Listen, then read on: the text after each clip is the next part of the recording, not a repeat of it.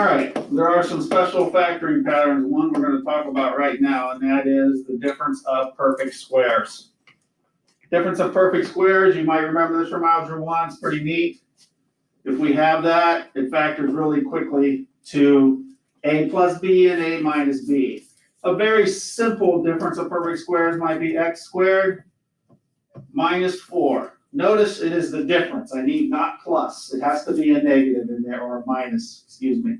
If it says minus, then we can factor this very quickly. Anybody understand that? Fantastic. So, what is the square of the first thing here would be x.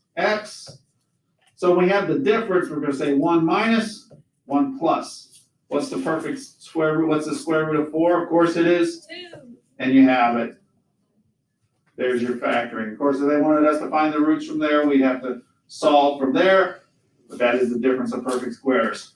Lots of different options here. You could have 16x squared minus 1. Don't forget 1 is a perfect square also. This does factor pretty quickly also.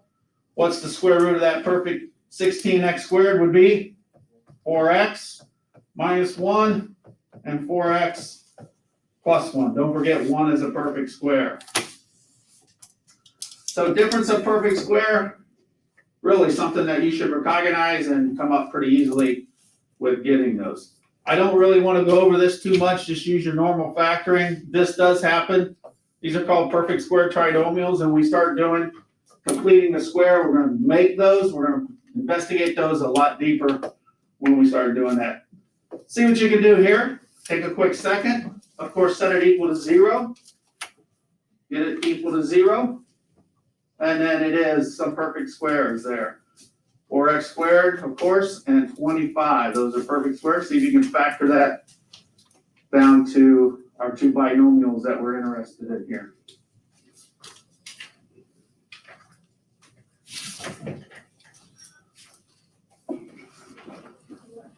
You should like these. You should look for them. They are quick and easy factors. What a couple of hints. Number one hint, there's only 2 terms. Okay? They're also perfect squares.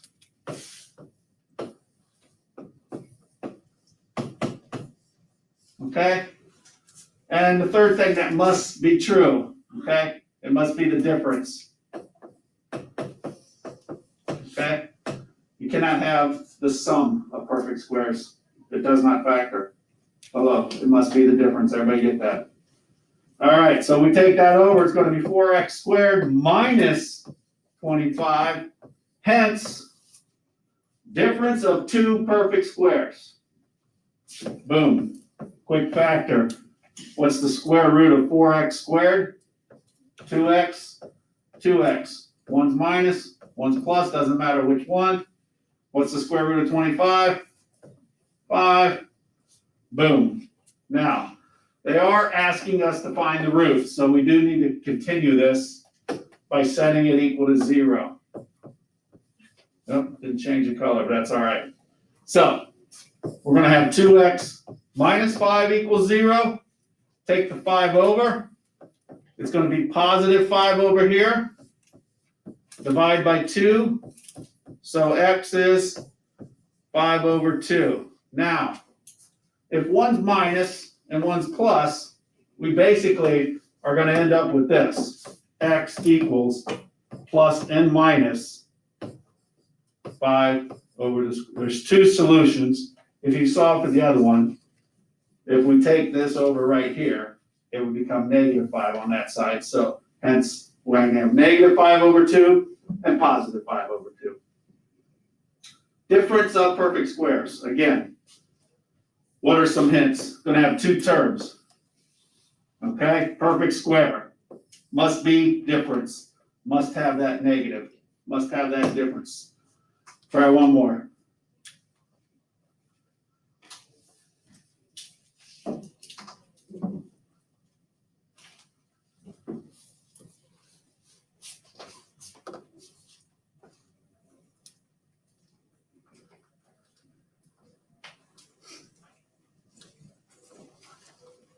Yeah, we're trying to find those roots. Again, we gotta take that 9 over. 25x squared minus 9 equals 0. Boom. Recognize those perfect squares, recognize the difference. So it always helps to kind of review perfect squares. 1 squared is 1. 2 squared, of course, 4. 3 squared, 9. 4 squared, 16. 5 squared, 25. 6 squared, 36. There's a couple of them for you. Of course, 7 squared, 49. You can keep going. So this guy is a perfect square. We're going to have 5x in the front. We're going to have 1 plus 1 minus, and the perfect square root of 9, of course, is 3. And there you have it. I feel like that's the same one, isn't it? It's not, is it? It was different than the one before, right? All right, solving here. If we set this equal to 0, you're going to have 1 plus and 1 minus. Does that make sense to everybody? So we take the 3 over, divide by 5, okay? Your x is going to be plus or minus 3/5. Everybody okay? One more skill for today, and that is we're going to go backwards, okay? I'm going to give you the roots, and you're going to go backwards and give me what the quadratic might be. So basically, in all essence, you're going to be foiling. Most of the time, students do pretty well with this, but occasionally there is a mess up situation. So step 1 is I like to do steps, set them up so x equals each of those, because that's what x does. Notice here we are going backwards, right? We're going backwards. Okay? Step 2, set them equal to 0.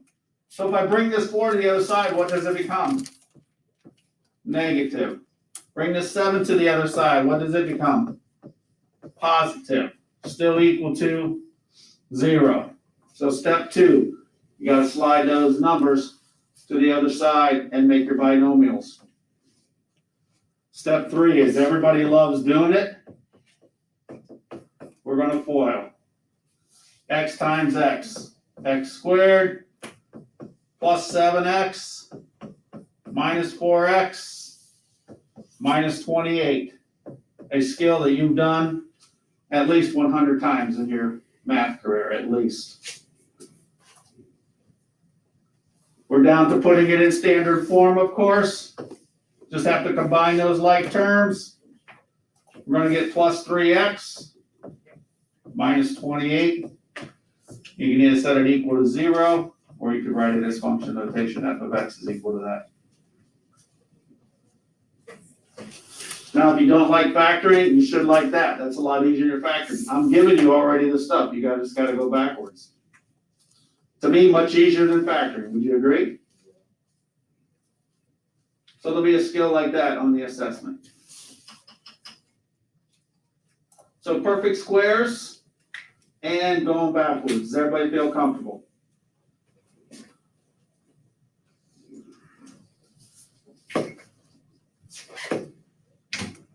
That's no homework tonight. You want to try one more perfect go backwards? Try one more go backwards problem? Yeah. Then I'm going to let you try and open up Canvas and go to the practice quiz. The practice quiz is already published and ready to roll.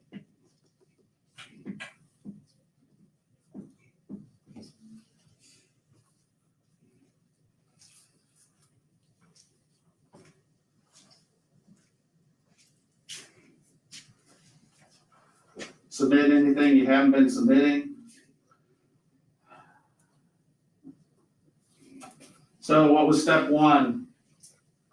Write them as x equals, okay? Step 1. Got a little glitch in the board there. There we go again.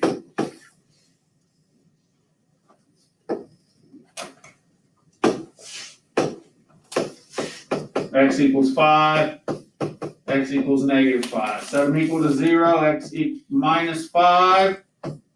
This is going to be x plus 5, still equal to 0. Now we're ready to FOIL. pull this out, what's gonna happen to those middle terms? Looks like those middle terms are canceling out, aren't they? Let's go for it and let's see. We're going to have x times x is x squared. I'm going to have plus 5x minus 5x minus 25.